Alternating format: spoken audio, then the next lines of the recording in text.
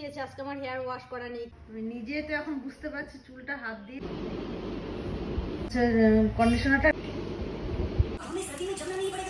ভেবে যায় একটা, হয়ে যায় আর একটা। আমি ভেবে গেলাম আমার এই ড্যামেজ চুলটাকে সুন্দর করে একদম হেয়ার স্পা করে নেব।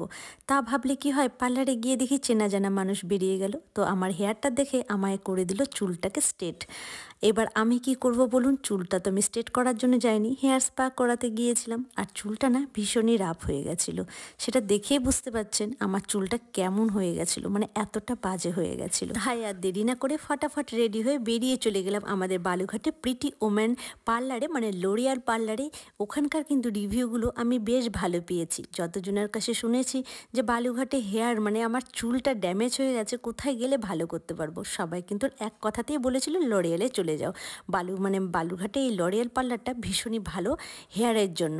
তো আমিও কিন্তু আর দেরি করলাম না, এবার কে জানে ওখানে গিয়ে এই যে আমার যে চুলটাকে ওয়াশ করে দিচ্ছে এই দিদিভাইটার সাথে দেখা হয়ে যাবে। এই দিদিভাইটার সাথে কিন্তু আজকে থেকে পরিচয় না, 7-8 বছর ধরে আমার পরিচয়। আমি নিজেও গিয়ে দেখে অবাক, গিয়ে তো দেখছি ও বাবা দিদিভাই তুমি এখানে। ও বলছে বাবা অনেক দিন পরে, যাই হোক অনেক গল্প হলো, অনেক দিন পরে দেখা হলো। আমি তো বললাম আমাকে হেয়ার স্পা করে দাও।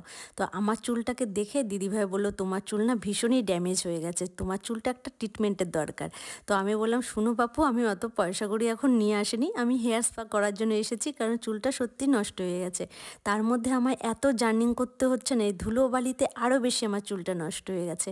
তো আমি বললাম ওগুলো বাদ দাও, আগে আমাকে তুমি হেয়ার স্পা করে দাও। আর পার্লারে গেলে যা হয়, সবাই তো তোমাকে অনেক কিছুই বলবে করতে, যেটা হয়। তো আমাকে বলছিল তুমি হেয়ার স্ট্রেট কেন করছো না, করতে পারো।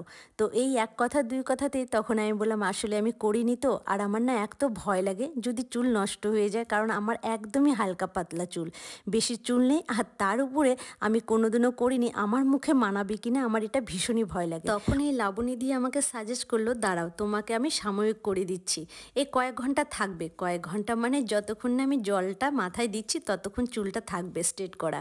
তো তখন তুমি ততটুকু টাইমে তুমি দেখতে পারবে যে তোমায় কেমন লাগছে। তবে আপনারাই একটু বলুন, আমাকে তো অনেকে দেখে নিয়েছেন ভিডিওতে, আবার অনেকে ফটোতে, তো আপনারা একটু বলুন তো আমার মুখে কি স্ট্রেট মানাচ্ছে চুলটা করে। আসলে আমি ভীষণ নার্ভাস আর ভীষণ ভয় পেয়ে যাই এইসব করতে গেলে, তাই এটা আমি সাময়িক ওই আমাকে 2বার মেশিনটা দিয়ে একটু চুলটাকে টেনে দিয়েছে, বলছে সাময়িক থাকবে এটা, যদি তোমার ভালো লাগে অবশ্যই এসে একবার করে যেও, তোমার মুখে কিন্তু বেশ মানাবে।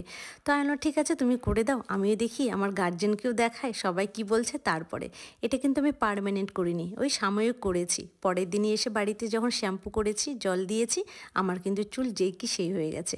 হ্যাঁ হেয়ার স্পাটা করেছি তার জন্য একটু চুলটা ভালো আছে, তবে এই যে কোকড়ানো ছিল সেটাই আছে, স্ট্রেট আর কিন্তু নেই। আমার আবার এইসব ভীষণই ভয় লাগে, কারণ চুল তো একদমই কম না, ওই জন্য বেশি ভয় লাগে। চুলটা যদি আরও কমে যায় মুখে বড্ড বাজে লাগবে।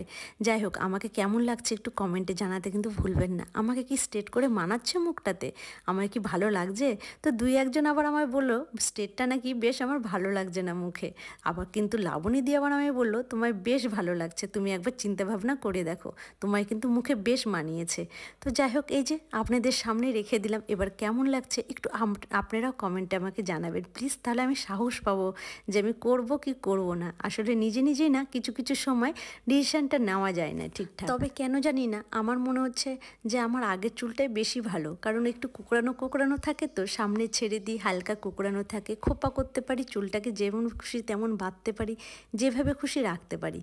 যাই হোক দেখি কি হয়, পরে যদি আমার মন টন চেঞ্জ হয় তাহলে যদি করি তো করব, না হলে দরকার নেই, আমার যে চুল আছে এটাই অনেক। আর হ্যাঁ তার সাথে আমার এই টপটা কেমন লাগছে অবশ্যই জানাবেন, যদি কারো ভালো লাগে অবশ্যই আমাকে বলবেন, আমি কিন্তু কমেন্টে লিঙ্কটা দিয়ে দেবো।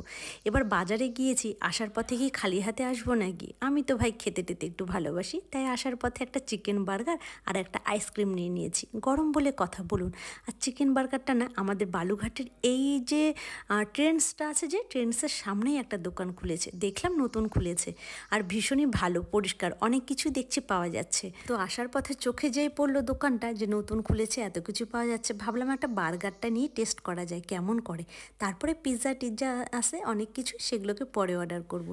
বিশ্বাস করুন খেয়ে এমন ভালো লাগলো, মানে এতটাই আমার ভালো লেগেছে, আমি তো ভেবেছি আবার যখন বাজারে যাব ওর দোকান থেকে আবার ঠিক আমি কিছু না কিছু খাবো। আমি বললাম যে ভাই আমি কিন্তু ভীষণ খেতে ভালোবাসি, আমাকে যদি একবার তুমি ভালো করে কিছু খাইয়ে দাও আমি কিন্তু তোমার দোকান আর ছাড়বো না।